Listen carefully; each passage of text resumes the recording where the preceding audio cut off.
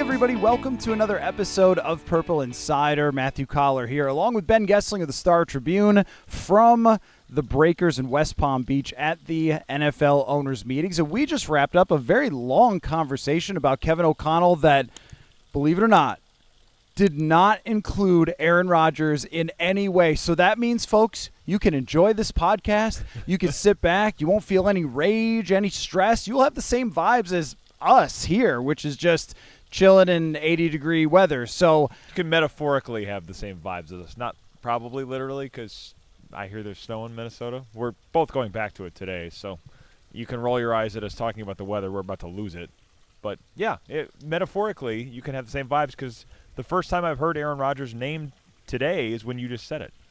Did not come up once with KOC. So kick back and enjoy some talk about what Kevin O'Connell had to say about the free agents the Vikings signed / acquired one running back via trade, because we asked him about every single one. So I don't want to hear about it anymore. You guys don't ask the Vikings about their free – well, we did today, so we've got a lot to say about that.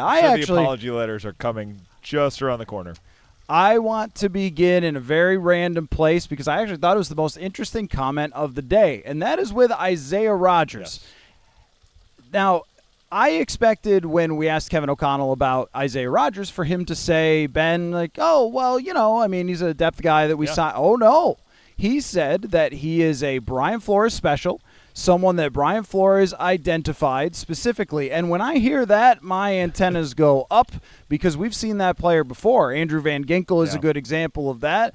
And it sounded a lot like they believe that Isaiah Rodgers will be a significant part of this football team rather than just a kind of random depth piece. What did you make of his commentary on that? That was the most surprising thing I heard as well, probably because we just look at Isaiah Rodgers and say, okay, he's been a depth piece for the Eagles. He's not the biggest corner. Can he fit what Brian Flores wants to do? But what Kevin O'Connell talked about was he's going to play quite a bit. And like you say, when Brian Flores puts his hand in the air and says, I want this guy, that generally has been something they've deferred to because it's generally worked pretty well. And if he has plans for Isaiah Rodgers in this defense, it's going to be interesting to see how that works out because he's 5'9". He's not a big corner. But if you can play him in the slot, maybe you move Byron Murphy outside a little bit more often. And then they have Jeff Okudah, who they're going to try to probably get to grab a little bit less than he has, and Mekhi Blackman coming back. But, I mean, I've kind of gone into this draft thinking cornerback is a fairly high-level need. And the way he talked about it, I mean, he made it seem like they could add in the draft. But he talked about the depth feeling like it was pretty good. So, yeah, that was one of the things that made me made my ears perk up as well. Well, and when you look at the small sample size data on Isaiah Rodgers from him as a role player, he's played over 500 snaps before in a season, and what you'll see is that he's performed really well. And the one question is really just if he were asked to play more than that, would he still be able to produce the same level? Now, we've seen that from Harrison Phillips. We've seen it from Andrew Van Ginkel, where those guys did have more of roles where they didn't play every down, and then they did. But I'm also thinking of this along the same lines as a Shaq Griffin, where last year Shaq Griffin was not exactly an every single down type of player for them. That we saw Byron Murphy and Stephon Gilmore were more of those guys, and I think that will probably be the case with Mekhi Blackman, who they should have high expectations on based on what he was able to do as a rookie in 2023.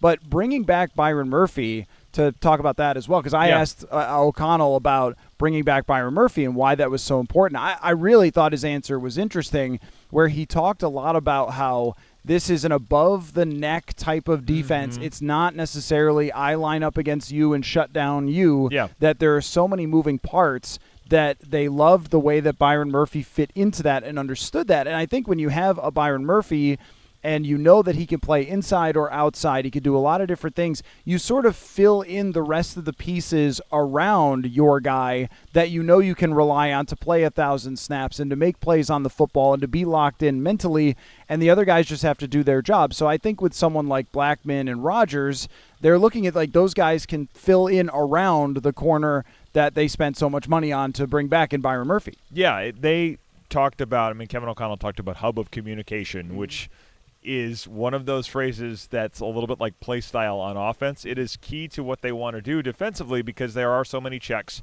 They have so many things to relay throughout the defense, and you have to have players like Harrison Phillips, like Harrison Smith, like Josh Metellus, Blake Cashman, Cam Bynum, previously part of this, where they can make the decisions, make the reads, and then communicate that in short order to the rest of the defense. And Byron Murphy being a big part of that was something Kevin O'Connell talked about this morning. I guess Andrew Van Ginkel would be the other name I would throw in that group of players that is responsible for making a lot of those checks. But Byron Murphy probably matters more to them because of that, and that's such a unique component of their defense that not a lot of other teams do. So they may have said, hey, we need to bring this guy back in part because of that. And the contract worked out so that he's really not costing them all that much money this year. A lot of that deal is really tied up in incentives that are hard to hit. He has to hit there's an incentive for 7 interceptions and an incentive for 9 interceptions. So they did that because he had 6 last year. They don't want it to count against the cap, but they made it pretty tough to hit those. And if they are paying him those incentives, it probably means that he had a pretty good year, and the team won't mind paying because probably means the team had a pretty good year. Well, and when we looked at the real contract versus what was initially reported, It was one of the biggest gaps that I think we've ever seen because his contract was actually just like DJ Reed or Carlton Davis. And what I wondered based on the way that they had talked about man coverage in the past was would they make a change there and go get someone who is more known for the man coverage. Yeah. But at the same time, I don't think that's really the bread and butter of this defense. I just don't think that is what they want to do behind a lot of those blitzes. Yeah. I mean, how often are you sending blitzes and playing man coverage? Only when it's like a zero blitz or something like that. It's riskier. Right, exactly. So not that Byron Murphy can't or that his numbers are bad when he's playing man coverage. It's just that I think that the zone element is a lot more valuable, so you could see why they bring him back. I also think, too, there's a lot of, like, devil you know, devil you don't. You know exactly what his strengths and weaknesses are, and his age, I mean, he's younger than somebody like Charvarius Ward, who got the same contract, so you're getting the back end of Byron Murphy's prime in bringing him back. But I thought that answer really well displayed exactly why they wanted to bring him back. Now let's move on to the backfield where there are free agent decisions that were made that we held the coach accountable by asking easy questions about. So Aaron Jones comes back, and I thought that Kevin O'Connell's answer about Aaron Jones was very telling. Okay, he proved he can be an every down back over 17 games. However, you see him as more of an impact player when he could be part of a rotation, and I think that this is one of the moves that could pay the most dividends throughout next season is to bring in Jordan Mason and pair him with Aaron Jones. Yeah, it was interesting that he made the point about the tandem for Aaron Jones because that was the case in Green Bay. He had A.J. Dillon kind of as the heavier setback, the one that is goal-to-go situations, 3rd and 1 type situations. Maybe he gets the ball a little bit more. And in that last 5 games with the Packers that year, I think Jones had 100 yards in every one of those games. When he comes back, he was healthy. He was fresh coming off of an injury, I think, for the Packers that year. But they make that run in 23 in large part because of what Aaron Jones did. And the Vikings are probably looking at that and saying, there's a path here where we get that same kind of production and that same kind of explosiveness, that same kind of vitality that we saw from Aaron Jones at the end of that 23 season in Green Bay. I think Jordan Mason probably ends up being a key to unlocking that. And you heard O'Connell talk a little bit today about this would have been a possible target in the draft, and I suppose they still could, but when you have only 4 picks, they may not need to use a pick there.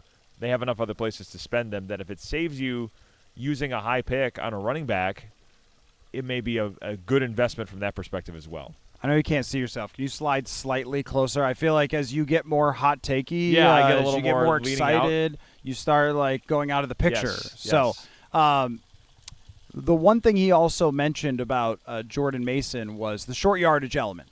And I think that it would not be an exaggeration to say this team was awful when it came to short yardage. He admitted it this morning.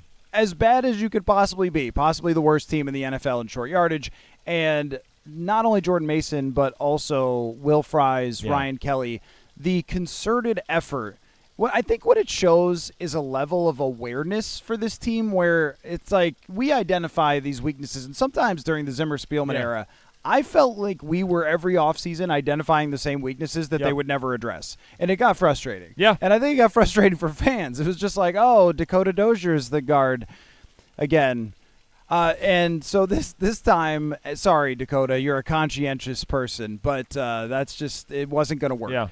So the point just being that they really understood you can't ask your quarterback all the time to throw touchdowns in the red zone. Sometimes you have to have an easy button. Yeah. And I think that his comment on that made it clear that he wants that easy button as much as we do. Well, and they have been one of the, like you said, one of the worst teams on success rate in goal-to-go situations on 3rd and 1, and you've just seen a lot of times in the red zone especially where they're like, we're not even going to try it. We're not going to waste a play on this. But that means you have to come up with a different solution, usually a creative play design, especially when you're throwing the ball and spaces are tighter and it just takes a little more work to put the ball in the end zone. If you have a running back that can just pound it in and get a yard or get 2 yards, it makes things a lot easier, like you say. And the point on Spielman is interesting because we saw a lot of times where I think the optics of admitting that we don't have a problem solved seemed to concern that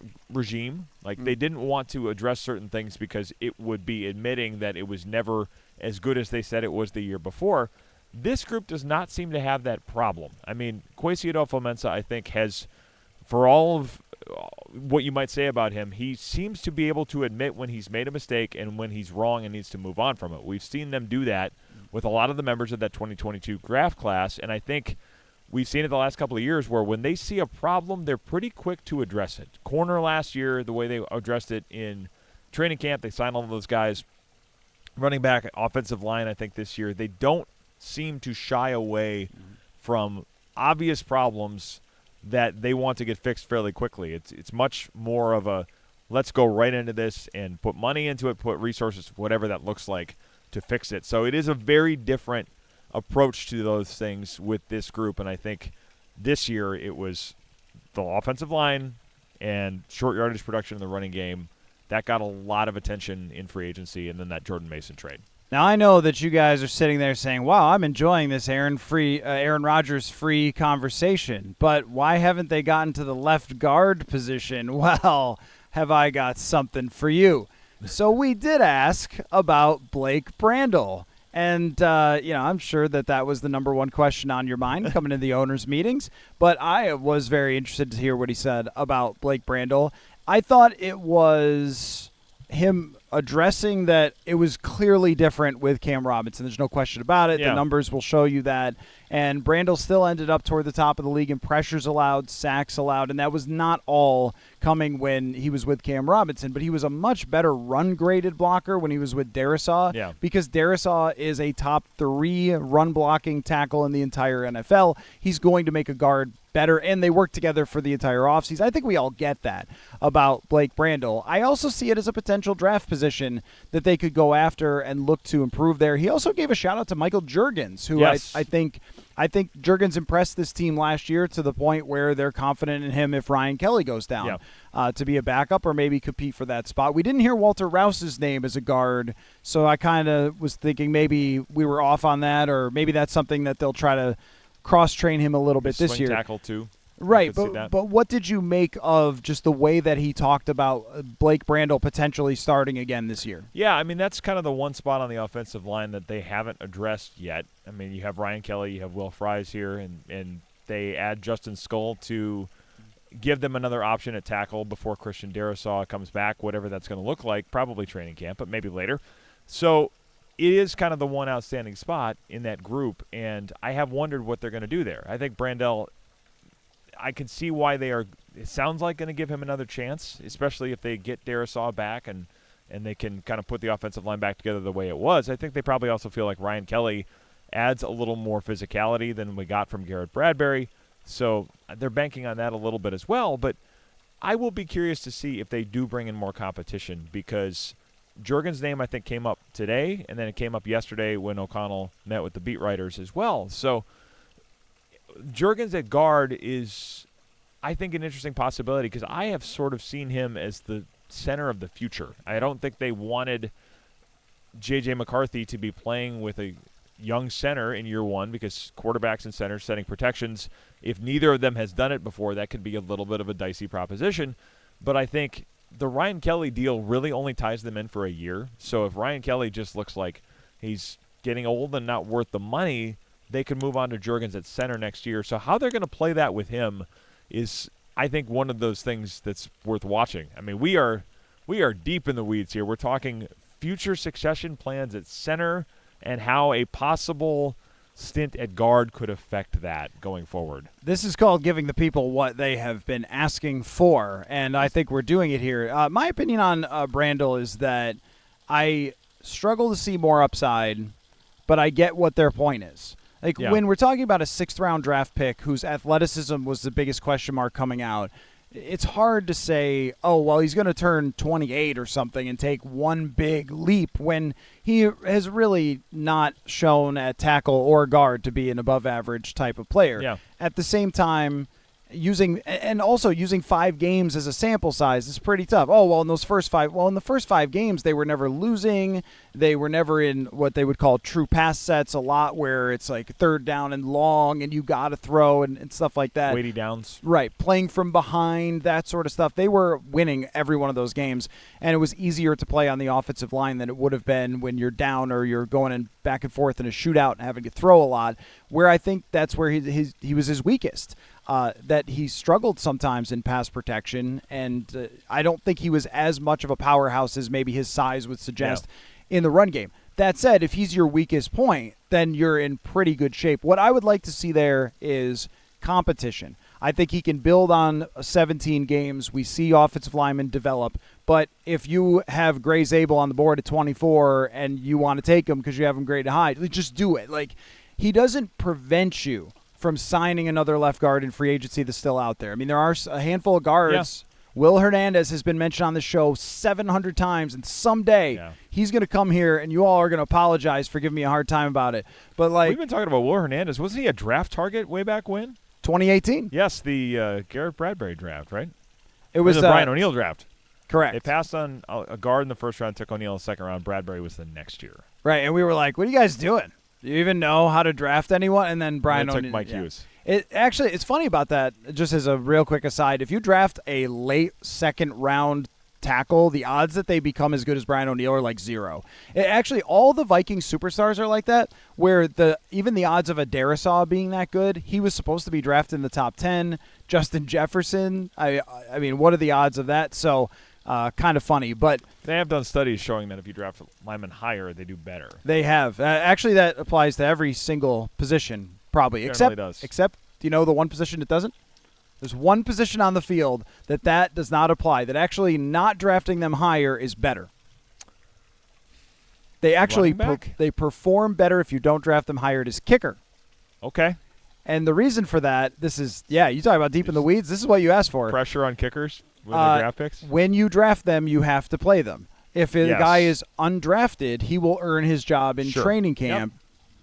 Now you understand. Anyway, let's go over to the defensive side of the ball. And one of the questions for Kevin O'Connell was about where Javon Hargrave and Jonathan Allen fit in with Harrison Phillips, and will they be on the field at the same time. And I got the impression that what they want is a lot of different dudes playing all the time, rotating in, hockey line changes on that D-line. And I think what we see with Philadelphia, and it's hard not to use the Super Bowl team. They've done it multiple times at Philly. It's like one of their core beliefs. They did it in 17. They did it in 22. They did it that having more people coming in fresh is better. And I think that one of the biggest issues on this D-line has been the beginning of the year, wow, they're really doing great. And by the end of the year, Harrison Phillips is on his 900th snap or something, and Jonathan Bullard's on snap 700, and they've just run out of gas. So what they've done here is given themselves so much more depth with also the other players like Jalen Redmond and Levi Drake Rodriguez who they're developing.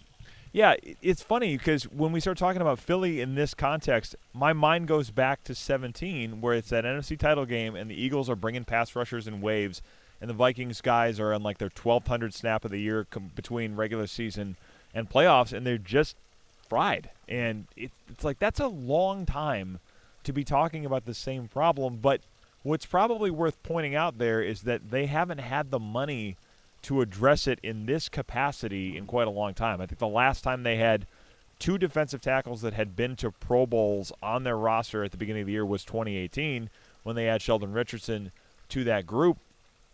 But they have taken that long to get out of the cap straits that they were in. Obviously, the cheap quarterback helps them there to be able to address other places.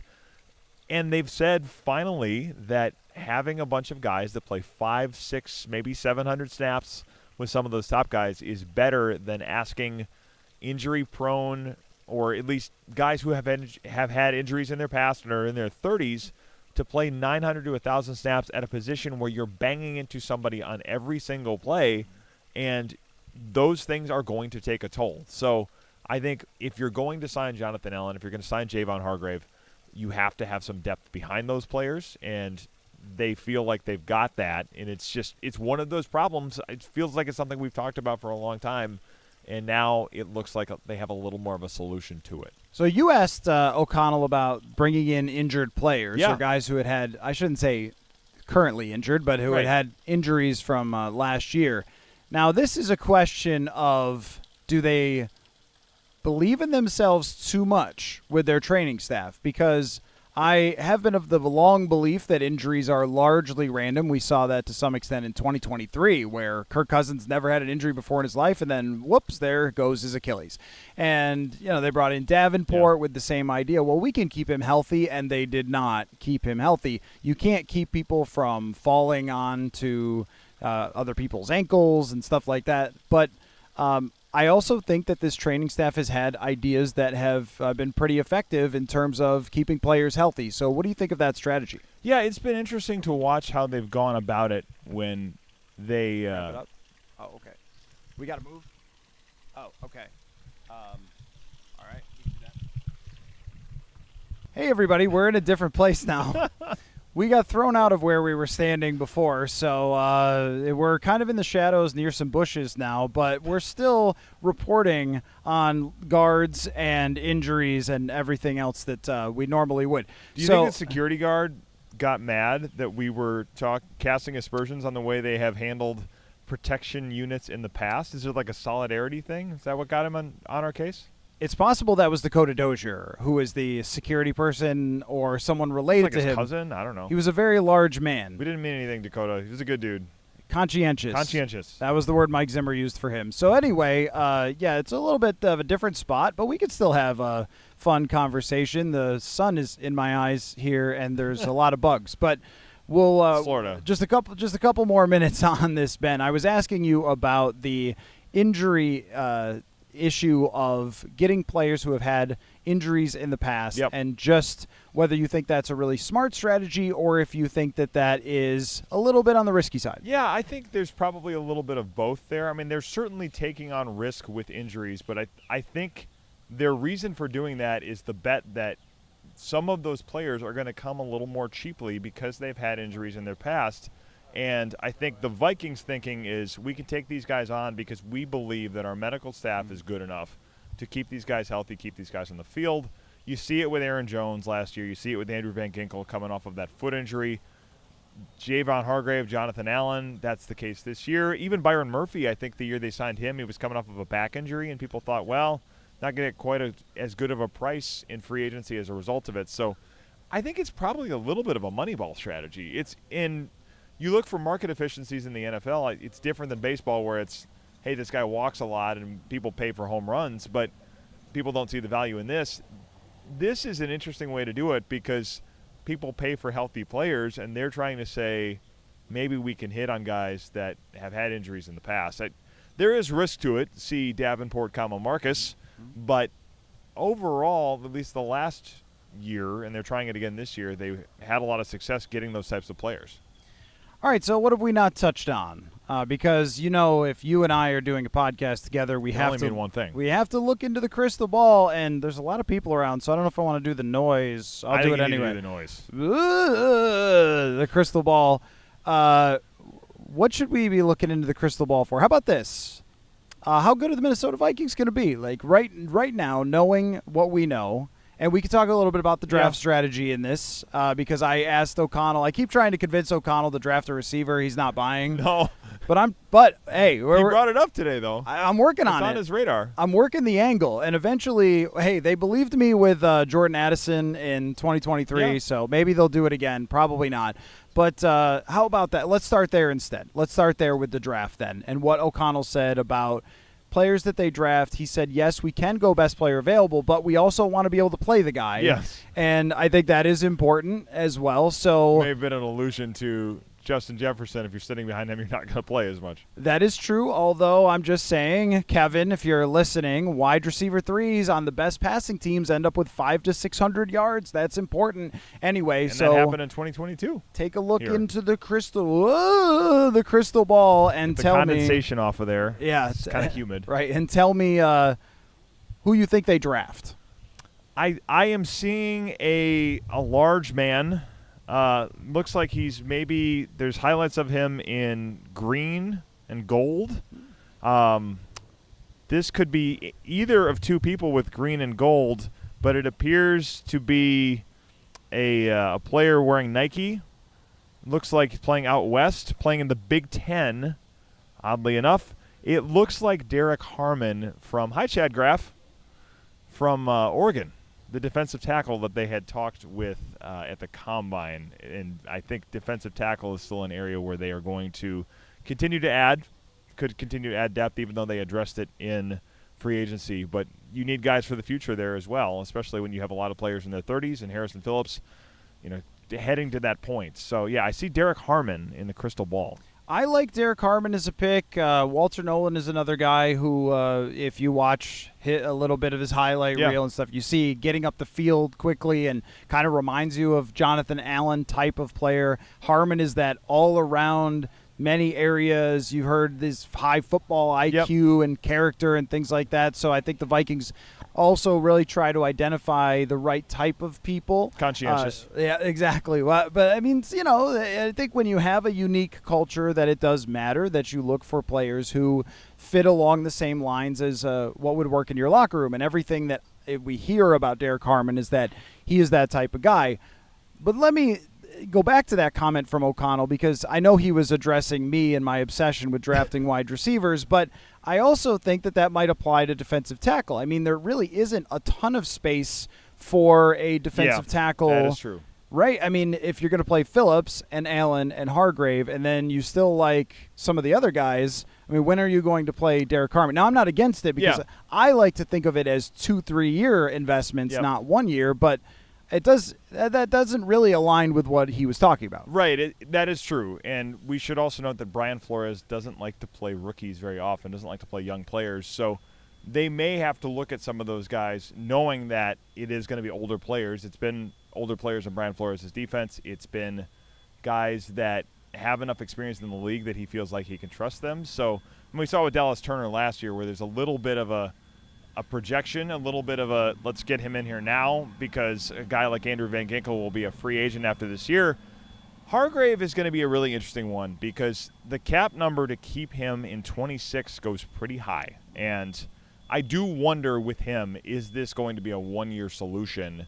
And they look at another cheaper, younger option there. So when I say Harmon, I see it a little bit when I look into the crystal ball as that type of a player where it's maybe he plays a little bit of a role in year one, and then all of a sudden when you need a cheaper piece that can step in and play more often in 2026, he steps into that role there. So let's say that your crystal ball is wrong. Let's say that it's got condensation on it. It's incredibly humid out here at the moment. I mean, I am just sweating. And I can't quite get behind a tree here to not have the sun very much in my eyes.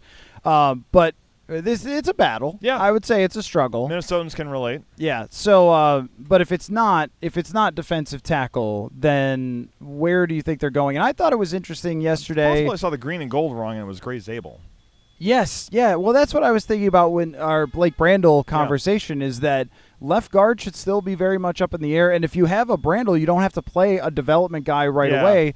If he does want to play the guy right away, then what position would it be, though? I mean, are we still talking corner? We were just talking about how happy they are with Isaiah Rodgers. I mean, It just seems like there's so much on the table. Safety, he told us also, we didn't really get into this, but he told us that Harrison Smith said, hey, I'm back for one more year, which, we kind of already knew, but at the same time, like, that could mean that next year, Malachi Starks. I just feel like there's so many options here. Yeah, there are a lot of ways they could go because they have a lot of positions covered with starters. There's not the obvious glaring hole where they have to have the guy play right away. So finding that spot where this guy is going to contribute is an interesting projection because I could see a safety. I could see if you added another corner. I mean, it's never a bad idea to have more of those, as Mike Zimmer has taught us. And I think assuming that Jeff Okudah is going to be an answer there is a bit of a projection. Mm-hmm. So safety, I think, would make some sense as well because the other question they have to decide beyond Harrison Smith is Josh Metellus. He is in a contract year again and looks like he's due for a raise. All of those incentives that he has checked every box to get, I don't think they expected that he was going to be quite as big of a contributor as he was. They don't put incentives like that in that players hit to the tune of $2.5 million a year generally when they think a player is going to have that type of a role. So the fact that he did what he did, I think, is something of a surprise to them. So then they have to decide, are they going to pay him? Are they going to do an extension? We've seen Drew Rosenhaus walking around here a lot this week, talking to the Vikings a lot this week. Josh Metellus is a Drew Rosenhaus client, so that may be on his mind as well. So you have to make decisions at safety for the long term beyond the fact that Cam Bynum is gone. And I think safety could be a spot where if they find the right value, they could look for somebody there as well. I am having the battle of my life here with the sun. I think I'm going to have to stand behind you maybe like this. This is not fit for a Minnesotan. So I agree that, there's a lot of different spots that they could go with that. Safety is a position that I think you can find a way to contribute right away because you have Brian Flores and you know that he's going to be able to work out if a guy can find a role. Like 3 safety packages. Exactly. And, the one thing that was left a little bit on the table with us was I did want to ask about Theo Jackson because I am curious about whether they see Theo as an actual starter or if he is just a valuable role player for them and they wanted to lock him up as kind of a just in case. But because my face is about to just be completely toast and I'm not even sure if I can be. I'm looking at the computer over here. If I can actually be seen, or I'm just I'm a ghost. I'm a ghost because of the sun on my face. Yeah, it doesn't. I don't do well with that. So just one more thing then. They've wrapped up free agency. They've done so much here. We know, at least as of this moment, J.J. McCarthy is indeed the quarterback. Everyone. And Mark Wilf talked with a lot of confidence about what J.J. McCarthy can be. So look into the crystal ball and tell me how many wins you think this football team should be expected to have in 2024. And I'm going to stand over here behind this tree. There's condensation again, so we'll wipe off the crystal ball. I see double digits. Again, constant condensation.